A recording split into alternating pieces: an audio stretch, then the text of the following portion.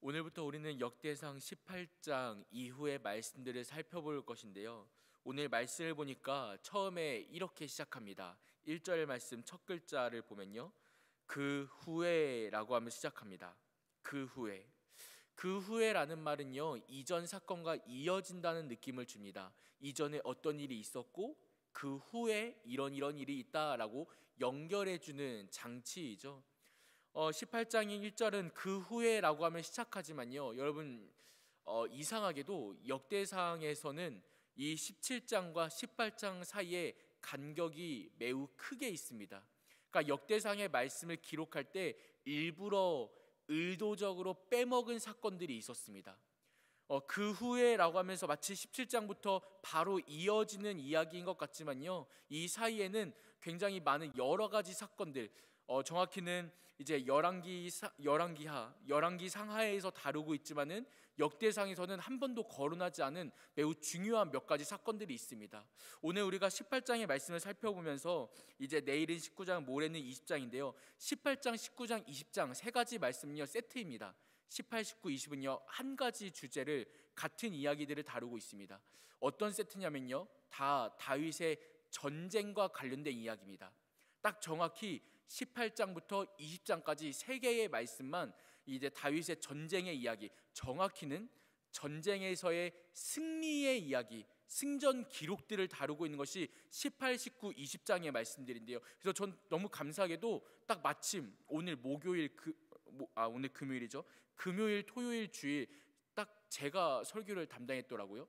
감사하게도 딱 18, 19, 20장 한 세트의 말씀들이 연결되어 있어서 너무 감사했습니다. 이 세 장은요, 이제 다윗이 전쟁하고 이기는 이야기들로 해서 같은 주제, 같은 흐름을 다루고 있지만 17장부터 연결되는 것 같으면서도 이제 18장부터는 흐름이 매우 달라지게 됩니다. 그러면은 아까 말씀드렸던 이 그 후에라는 세 글자 사이에 들어있는 숨겨진 사건들은 어떤 이야기들이 있을까요? 우리가 매우 잘 알고 있는 이야기인데요, 다윗의 간음 사건입니다. 다윗이 밧세바를 간음했던 사건이 역대상에는 기록되어 있지 않습니다. 다만 17장과 18장 사이에 그 후에라는 단어에 숨겨져 있을 뿐입니다. 그리고 다윗이 간음했던 사건이 기록되어 있지 않다 보니까 그 이후에 일어나 있는 모든 사건들도 함께 기록되지 않습니다. 정확히는 나단 선지자의 책망하는 사건이나, 그리고 다윗이 회개하는 사건이나, 그리고 책망받고 하나님께서 이제 심판하시는 이런 이야기들까지 모든 분량이 다 빠져 있습니다. 누락되어 있습니다. 의도적인 것이죠.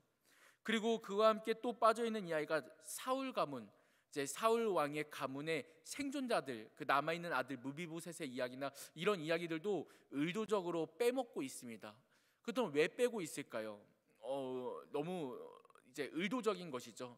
왜냐하면은 이제 역대하에서는 바벨론에게 사로잡혀갔던 이스라엘 백성들이 다시 이스라엘 땅으로 돌아오면서 이제 그곳에서 우리의 정체성을 찾자라고 하면서 이제 다윗 왕으로부터 이어져온 통치에 대한 내용들로 해서 자신들의 족보를 살펴보고, 우린 여전히 하나님의 자녀야라는 것으로 위로받고 있는데, 거기에 이제 다윗의 간음 사건이나 이런 이야기들이 자신들의 역사성을 보기에 큰 도움이 되지 않다 보니, 또 정확히는 하나님께서 우리를 이끌고 계시고 인도하고 계시다라는 것에 초점을 맞추고 선택하며 집중하고 있다 보니 의도적으로 이제 그러한 부분들은 빼놓고 있고, 그 내용들은 이제 열왕기 상하에 기록되어 있고 역대상에서는 숨겨놓고 있다는 것을 우리가 알 수 있습니다.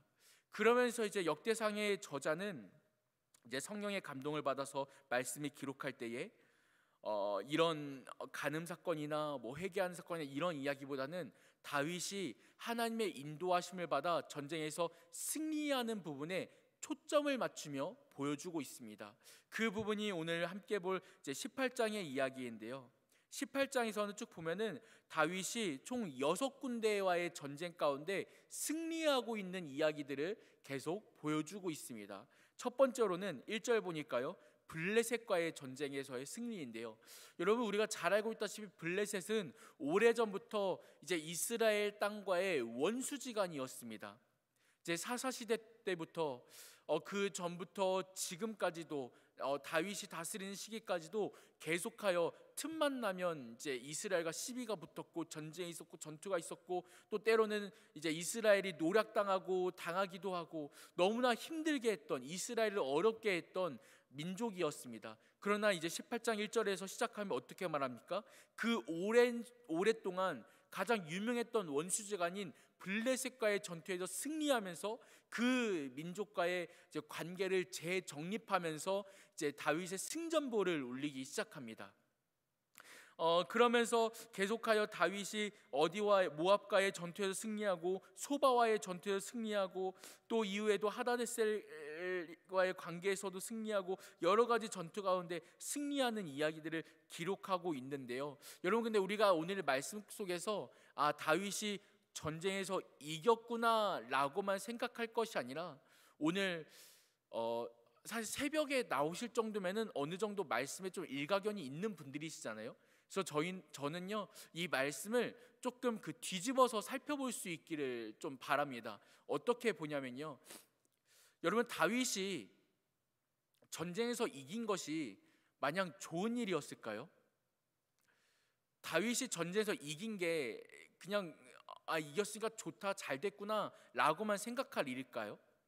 저는 이런 측면에서 바라보면 좋겠습니다. 어떤 거냐면요, 하나님께서 다윗 왕으로 하여금 성전을 건축하지 못하게 하셨습니다. 왜 성전을 건축하지 못하게 하셨을까요? 하나님께서 이렇게 말씀하셨습니다. 다윗은 손에 너무 많은 피를 흘렸기 때문에, 다윗은 너무 많은 전쟁을 치렀기 때문에, 다윗은 전쟁에서 너무 많은 사람들을 죽였기 때문에 성전을 건축할 수 없다라고 말씀하십니다. 하나님께서 분명히 그렇게 말씀하셨죠. 그래서 다윗의 아들인 솔로몬을 통해서 성전을 건축하게 하십니다. 여러분, 그렇다면요 다시 보겠습니다. 방금 말씀드렸던 내용을 가지고 오늘의 말씀을 다시 보면요, 다윗이 전쟁을 하고 승리한 이 기록들이 마냥 좋은 것일까요? 어쩌면 다윗의 입장에서 보면요 그렇지 않을 수도 있습니다. 왜냐하면 다윗의 한평생의 소원이 뭐냐면요, 그 주의 집에 거하는 것, 그 주의 집을 건축하는 것이었거든요. 다윗은 전쟁의 승리를 원하지 않았습니다. 그것보다 더 원했던 것은, 전쟁의 승리보다 더 원했던 것은, 영토의 확장보다 더 원했던 것은 그저 하나님의 집을 건축하는 것, 성전을 건축하는 것. 시편에서는 본인이 가장 소원하는 것, 인생의 꿈이 바로 성전의 건축이다라고 고백하고 있습니다. 그럼 다윗의 입장에서는 어쩌면요 이 전쟁의 승리는요 마냥 좋은 기록만 아닐 수도 있습니다. 도리어 다윗 본인이 원했던 것은 이 전쟁의 승리보다 차라리 전쟁을 하지 않더라도 하나님의 그 성전을 건축하는 것, 그것이 다윗의 입장에서 더 바라고 바랐던 꿈일 수도 있다는 것이죠. 이런 측면에서 보면요, 오늘 18장의 말씀의 승전 기록은, 이 전쟁의 기록들은 어쩌면 마냥 좋은 것만은 아닐 수도 있다는 것이죠.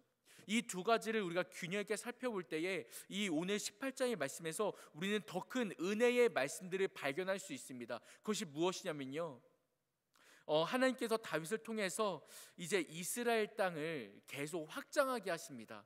전쟁하게 하시고 주변 민족들과 전투가 있게 하시고 그를 통해서 나라가 더욱더 확장하게 하시는데, 다윗이 이스라엘 땅에서 이스라엘을 이끌고 계속하여 전쟁을 하고 전투를 하는 이 모습은요 우리의 삶으로도 비유할 수 있는데요, 다윗이 이 나라들과 전쟁했던 이야기들은 어쩌면 오늘날 우리의 삶 가운데, 우리 성도들의 삶 또한 이 다윗의 모습처럼 여전히 영적 전쟁 가운데 있다는 것을 보여주고 있기도 합니다. 하나님께서 다윗을 통하여 계속하여 전쟁하게 하시는 이유는요, 바로 후대에 있을, 솔로몬 때에 있을 성전을 건축하고 오랫동안 평화의 기간을 맞이할 수 있는 이 준비 단계를 하나님께서 이끌고 계신 것으로 우리가 볼 수 있는데요, 다시 말해 하나님께서는 그 뒤에 어떤 평화의 시간들을 준비하기 위하여 이 전쟁의 시간을 준비하셨다. 다시 말해 오늘의 우리의 삶 가운데도 때로는 영적 전쟁 가운데 있는 분들이 계실지 모르겠습니다. 너무 치열한 삶을 살고 있고 오늘 하루도 무슨 일이 있을지 모르겠고 오늘 하루도 너무 어려운 일이 준비되어 있고 하나님 오늘 내가 어떻게 할지 모르겠습니다 라는 심정으로 어려움을 가지고 이 새벽에 나오신 분들, 영적 전쟁 가운데 있는 분들, 그러나 여러분 우리의 삶은요 때로는 영적 전쟁의 순간도 있지만 하나님께서 그 이후에 솔로몬을 통하여 성전을 건축하게 하시고 평화의 기간을 맞이하게 하신 것처럼 또 우리 삶에는 영적 전쟁과 함께 평화의 시간도 있음을, 그 시간들이 준비되어 있음을 믿는 여러분 될 수 있기를 간절히 축복합니다.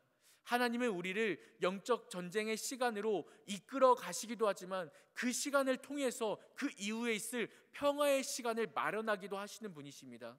우리는 때로는 너무나 치열한 삶을 가기도 하지만 또다시 평화의 시간을 맞이하기에는 오르락내리락하는 신앙의 삶, 그 신앙의 삶을 살아가면서 결국은 하나님께서 인도하시는구나, 하나님께서 승리로 이끄시는구나, 하나님께서 붙드시는구나 라는 고백을 하게 하시는 분이심을 믿는 여러분 될 수 있기를 간절히 축복합니다. 이러한 과정들을 겪다 보면요 우리의 삶을 통해 우리가 어떻게 고백하게 하시냐면 결국 승리는 하나님의 능력에 달려있구나 라는 고백을 하게 하십니다. 오늘 말씀도요 다윗이 어쩌면 다윗이 아니라 이스라엘 입장으로는 절대 이길 수 없는 것 같은 민족들이 있습니다. 대표적으로 아까 살폈던 1절의 블레셋도 그렇고요, 모압도 그렇고요, 다 만만치 않은 민족들이었습니다. 3절 보니까요 소바왕 하다데셀이 이제 세력을 펼치려고 이스라엘 백성들에게 위협적인 모습이 되니까 다윗이 그 소바왕에게 나가서 그 모든 전쟁을 통해서 하맛까지 이르러 그를 쳐서 이기게 됩니다. 근데 이겼는데 엎친 데 덮친 격으로 어떤 일이 일어나냐면 5절 말씀 보니까요 5절 말씀, 다메섹 아람 사람이 소바왕 하다데셀을 도우러 온지라. 한 민족 소바라는 민족만으로 이스라엘을 감당할 수가 없으니까 1+1 그 다메섹의 아람 사람들까지 더해서 이스라엘을 공격합니다. 이스라엘 입장으로는 이거 이제 어떡하지? 하나 이제 막 이겼는데 더 몰려오네, 더 많이 몰려오네. 이거 어떻게 이기지라고 생각될 만한, 사람의 생각으로는 그렇게 느껴질 만한 사건이었지만 그러나 하나님께서 어떻게 하십니까? 그 더 몰려오는 적들까지도 능히 무찌르게 하십니다. 그들조차도 이기게 하시는 것이죠.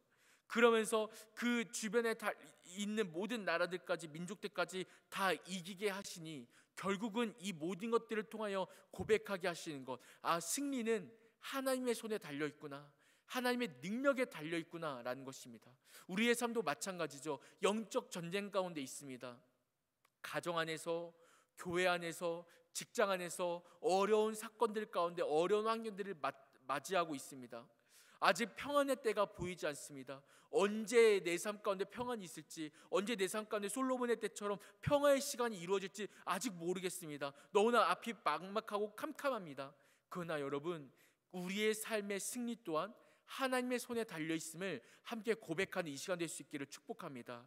마치 오늘 말씀에 다윗을 통하여 승리하게 하신 것처럼 하나님께서 우리 모든 성도들의 삶 또한 승리로 이끄시는 분, 어쩌면 승리처럼 느껴지지 않고 어쩌면 승리가 승리인 것 같지 않은 너무나 어려운 상황 가운데 있을지라도 결국 모든 것을 인도하시는 분은 하나님이심을, 내 삶은 하나님께서 책임지고 계심을 고백하는 여러분 될 수 있기를 간절히 축복합니다.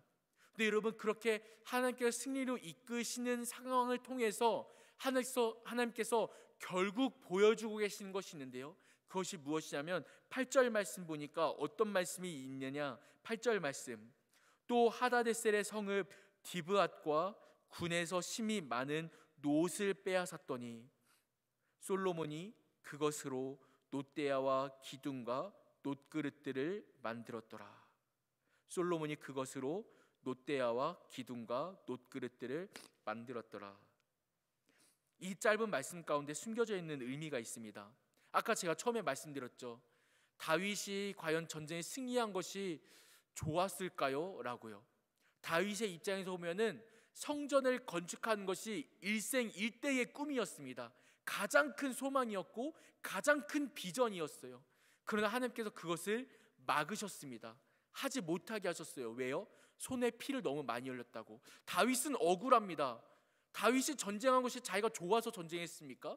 다윗이 싸웠던 것이 자기가 신나가지고 야 사람들 죽이자 이런 마음으로 전쟁했겠습니까? 아니었습니다. 어떤 민족들은 도리어 이스라엘을 쳐들어왔기 때문에 왕으로서 지키기 위한 전쟁이기도 했고, 또 어떤 때는 그동안 우리나라의 원수되었던 나라의 민족에 대해서 하나님께서 약속하신 그 약속의 땅을 회복하고자 전쟁했던 것들도 있었습니다. 결국 다윗의 전쟁은 모든 것이 하나님께 영광을 위한 전쟁이었습니다. 그런데 하나님께서 뭐라 말씀하십니까? 너는 손에 피를 많이 흘려서 안 돼 라고 말합니다.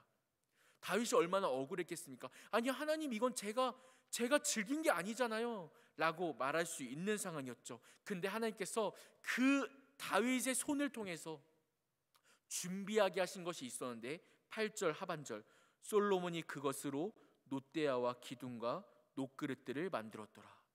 하나님께서 다윗을 통해 성전을 건축하지 못하게 하신 것이 아니었습니다. 정확히는 성전을 건축할 준비를 맡기신 것이었죠. 다윗이 전쟁에 승리하고 그 승리한 대가로 전리품을 취하였을 때 그 전리품들이 결국 어디에 쓰여졌습니까? 성전에서 사용되는 기구로 쓰여집니다. 놋대야와 기둥과 놋그릇들, 성전에 사용되는 물품들이 준비되게 하셨습니다.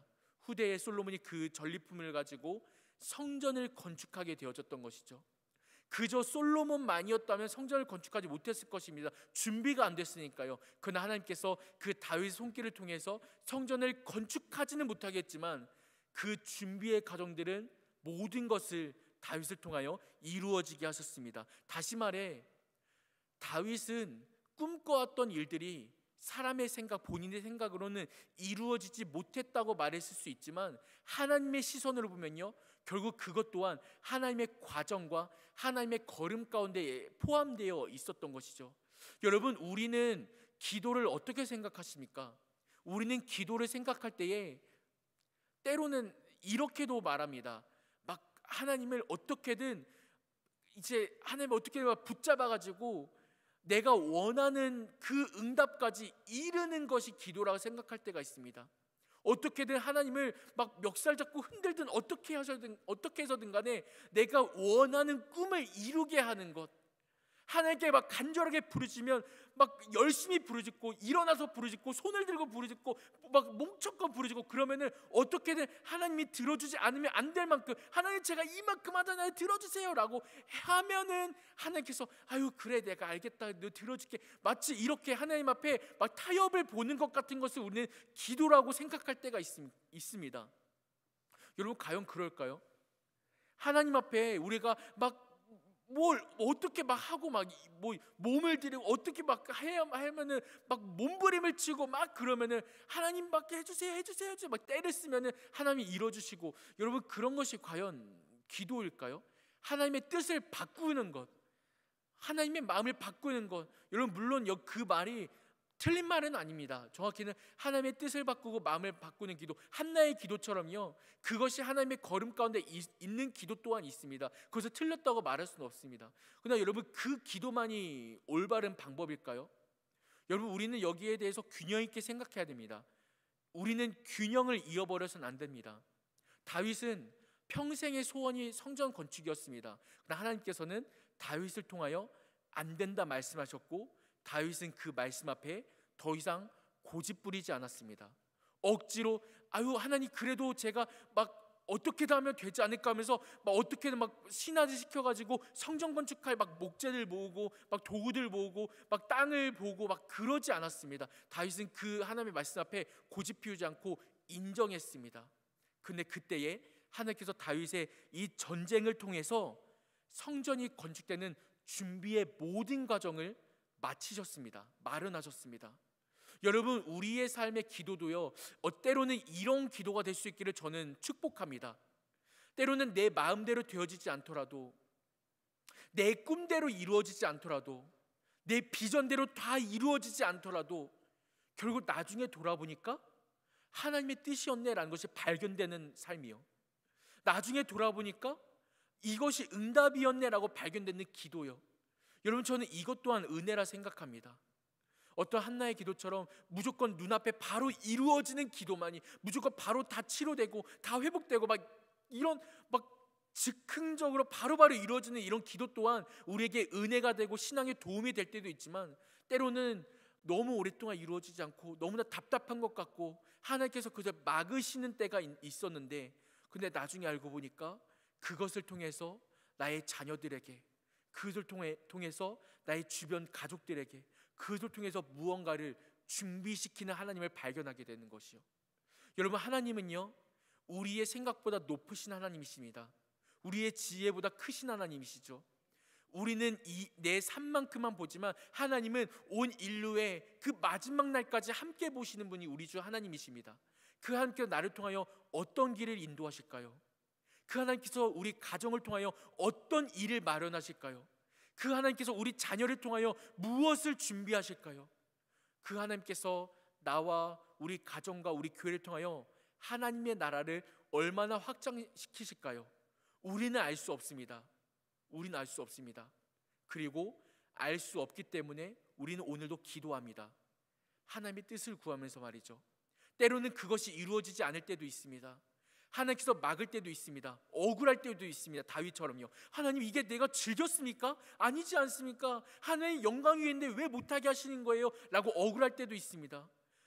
때로는 우리 남편의 복음화, 우리 가정의 복음화, 또 이른 양 찾기를 위한 준비의 과정들, 하나님, 이게 나를 위한 겁니까? 하나님 나라를 위한 거잖아요. 왜 이렇게 막으시는 거예요? 왜 이렇게 안 되게 하시는 거예요? 답답하고 억울할 때도 있습니다. 여러분, 그러나 때로는 그 오늘 한 번의 기도를 하나님께서 결국 준비시키는 과정의 한 걸음으로 사용하신다는 것을 오늘 말씀을 통해 우리가 발견할 수 있다는 것이죠. 솔로몬이 그것으로 놋대야와 기둥과 놋그릇들을 만들었더라. 이것이 몇십 년 뒤의 일인지 모릅니다. 그러나 하나님은 결국 그것으로 이루셨습니다. 여러분, 오늘의 기도도요, 그렇게 하나님의 재료로 쓰임받는 기도 되기를 축복합니다. 우리의 삶도요, 때로는 그런 하나님 나라를 위한 하나님의 재료를 쓰임받는 여러분 될 수 있기를 축복합니다.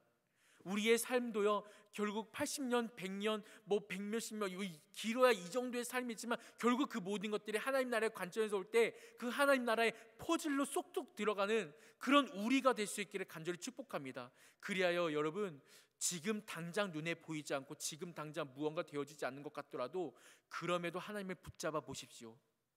하나님께서 막으시는 일들이 눈에 보일지라도 그럼에도 하나님께서 준비하고 계심을 의지하며 오늘도 기도하며 나아가십시오. 아무것도 되어지지 않는 것 같더라도 이 모든 것이 하나님의 준비일지도 모른다는 그것이 믿음이고 그것이 은혜에 대한 신뢰입니다. 하나님을 의지하고 신뢰하는 마음으로 오늘도 주 앞에 기도하며 부르짖어 나아갈 수 있는, 안 되는 것 알지만 그럼에도 주 앞에 고백해보고, 주님께서 막으시는 것 같지만 그럼에도 주님께서 어디까지 허용하실지 모르니 주님, 오늘도 주님을 신뢰해봅니다. 우리 주 앞에 부르짖어 기도해보고, 여러분, 그러한 오늘 하루 되시고 그러한 우리의 삶의 걸음 될 수 있기를 간절히 축복합니다. 기도하겠습니다. 살아계신 하나님 아버지, 감사합니다. 오늘 우리의 하루를 통하여 주의 나라를 이루어 가심을 알게 하시고, 오늘 우리의 기도를 통하여 주의 뜻을 이루어 가심을 알게 하시고, 오늘 우리의 걸음을 통하여 결국 하나님 나라에 다시 오시는 그날까지 준비시키시는 그 재료로 우리를 사용하심을 고백하게 하시니 참으로 감사합니다. 하나님, 오늘 우리가 주 앞에 또다시 기도하러 나왔습니다. 우리의 기도가 응답될지 응답되지 않을지, 정확히는 모든 기도가 응답되겠지만 하나님께서 이 기도를 통하여서 우리 눈에 보이게 하실지, 또는 응답하지 않으심으로 조용히 묵인하심으로 응답하시고 넘어가실지 우리는 알 수 없습니다. 그러나 주님, 그럼에도 불구하고 우리는 주님을 신뢰합니다. 그럼에도 불구하고 우리는 주님을 의지하며 나아갑니다. 하나님, 오늘 우리의 기도가 주님의 나라에 확장케 하심에 쓰이게 하시어서 하나님, 우리가 주님을 더욱더 믿을 수 있는 믿음의 고백이 되게 하시고, 우리가 주님을 붙잡고 나아갈 수 있는 오늘 하루 될 수 있도록 주여 사용하여 주시고 인도하여 주옵소서. 하나님, 오늘도 주께 부르짖는 우리 모든 성도들의 마음에 주님께서 위로가 되어주시고 위안이 되어주셔서 주님 앞에 기도하며 나가는 모든 성도들이 주 앞에 쓰임받아 주 앞에 만족함으로 가지고 신앙생활하며 나갈 수 있도록 함께하여 주옵소서. 주께 예물 드리는 성도들이 있습니다. 또한 이 시간 시간의 예물로, 몸의 예물로, 또한 주 앞에 예배를 드리며 전부를 드리는 성도들이 있습니다. 하나님, 우리 성도들의 마음을 돌아보아 주시어서 주여 붙들어 주시고 오늘 하루도 지켜주시고 보호하여 주시고 함께하여 주옵소서. 우리와 함께 하시는 믿으며 살아계신 예수님의 이름으로 기도합니다. 아멘.